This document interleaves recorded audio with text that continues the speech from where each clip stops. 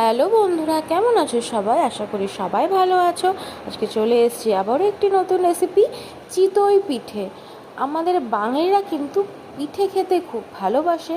তো সেই একটি রেসিপি, যেটা সবাই চেনো, চিতই পিঠে। এটাকে তোমাদের ওখানে কি নামে বলে আমাকে অবশ্যই কিন্তু কমেন্টে জানিও। প্রথমে 400 গ্রাম চালের গুঁড়ো, 100 গ্রাম আটা, অল্প লবণ আর উষ্ণ গরম জল দিয়ে কিন্তু একটা ব্যাটার বানিয়ে 30 মিনিট রেস্টে রেখে দিতে হবে।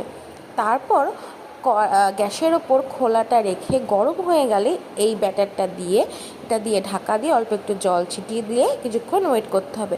অনেকেই বলে গ্যাসে এই সমস্ত পিঠে ভালো হয় না, কাঠের জালে খুব ভালো হয়।